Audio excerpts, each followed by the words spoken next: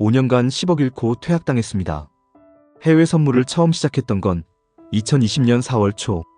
코로나로 전 세계가 멈춘 그 시기에 나는 데드캣 바운스라고 착각한 반등장에 숏 포지션으로 진입했다.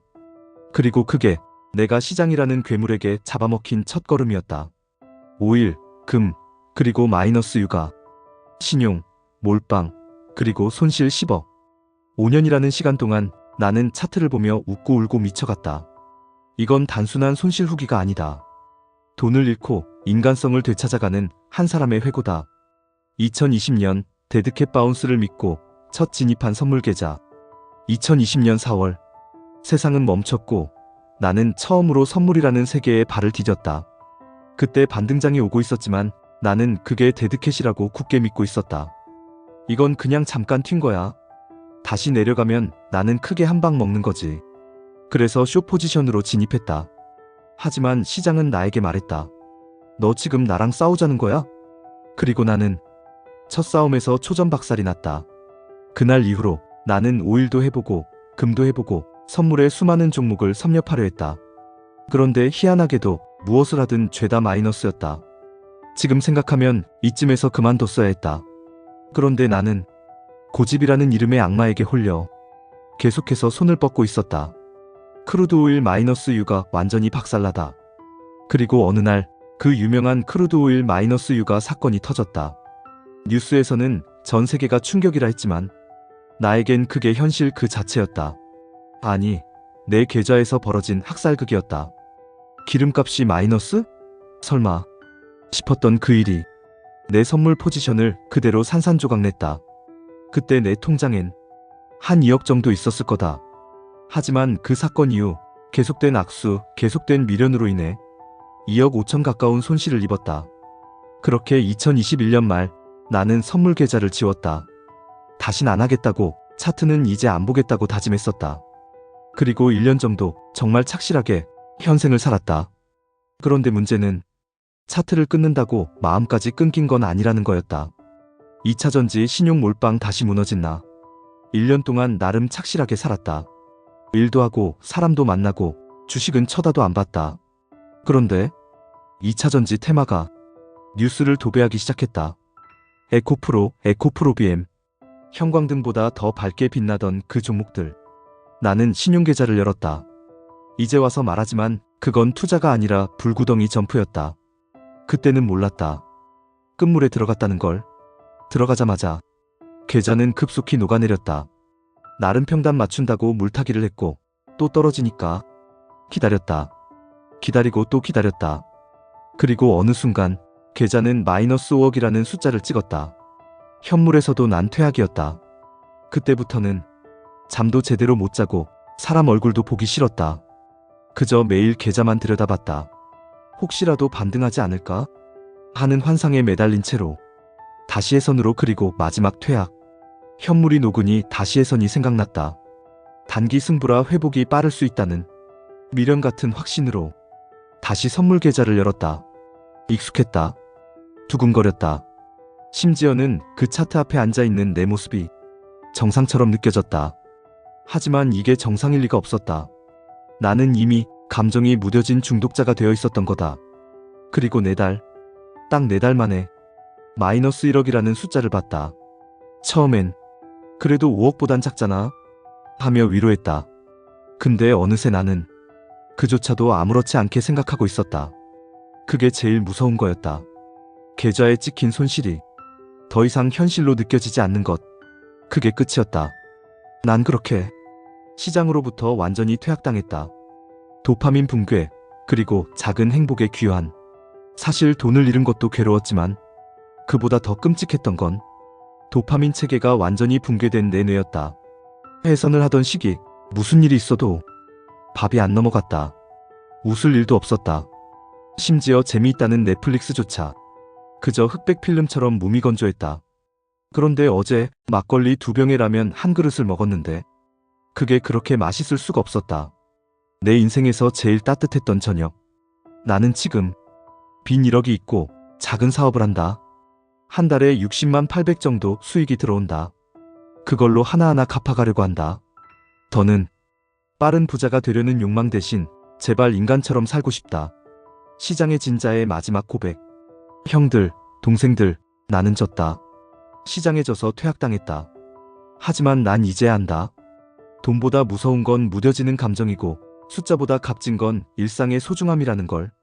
제발 여러분은 나처럼 되지 말길 바란다. 차근차근, 그리고 천천히. 진짜 부자는 지금 이 순간을 느낄 수 있는 사람이라는 걸 이제야 깨닫는다.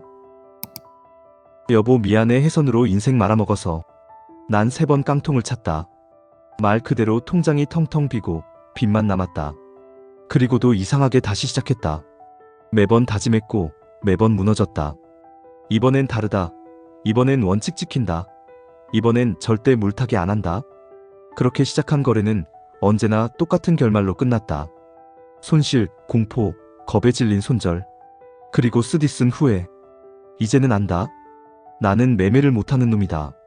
인정하는데 3번의 깡통과 수천만 원의 손실이 필요했다. 아니, 그보다 더 큰 고통은 가족들의 눈빛이었다. 아무 말 없이 걱정만 가득한 믿음과 사랑이 섞인 그 눈빛 말이다. 해외 선물을 처음 시작한 건 친구의 말 한마디였다. 야, 이거 진짜 하루에 100은 그냥 벌 수 있어. 그 말에 내 귀는 열렸고 가슴은 뛰었다. 머릿속은 이미 돈 세는 상상으로 가득했다. 그게 시작이었다. 처음 진입한 종목은 나스닥. 생소했지만 차트만 보면 될 것 같았다. 초록색 봉이 오르고 빨간색 봉이 내릴 뿐.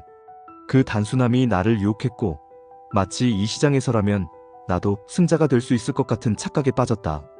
그런데 실전은 전혀 달랐다. 숫자가 오르내릴 때마다 심장이 쿵쾅거렸고 몇 초 만에 수십만 원이 날아가기도 했다.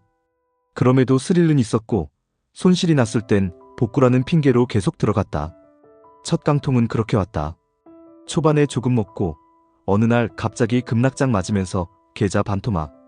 손절을 못하고 물타기. 평단은 높아졌고 반등 없이 계속 빠졌다.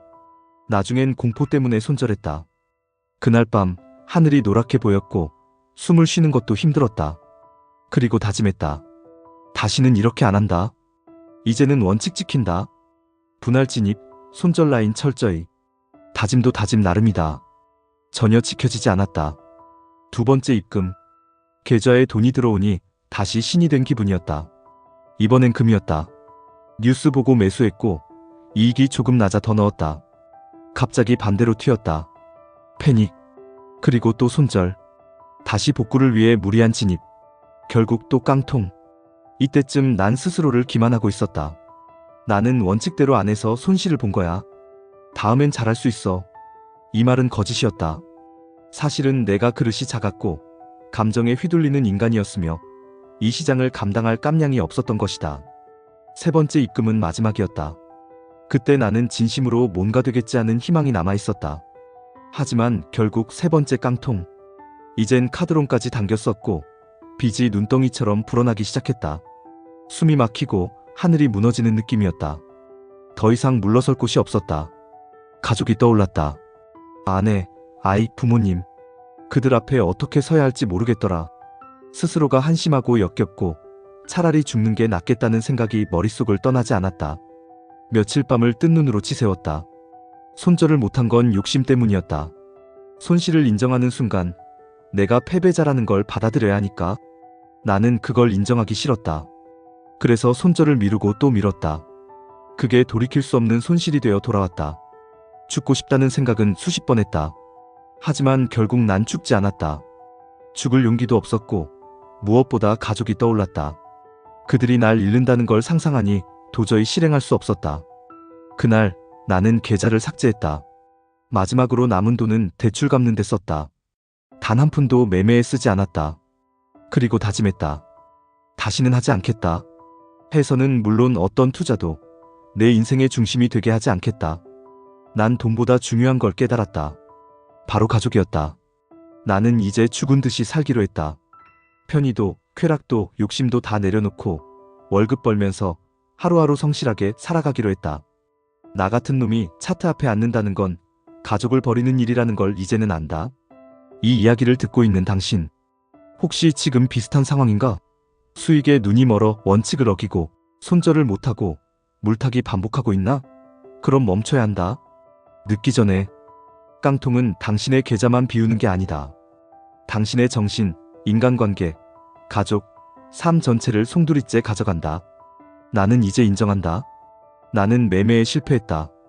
그걸 인정하는데 시간이 오래 걸렸지만 지금이라도 깨달았으니 다행이다.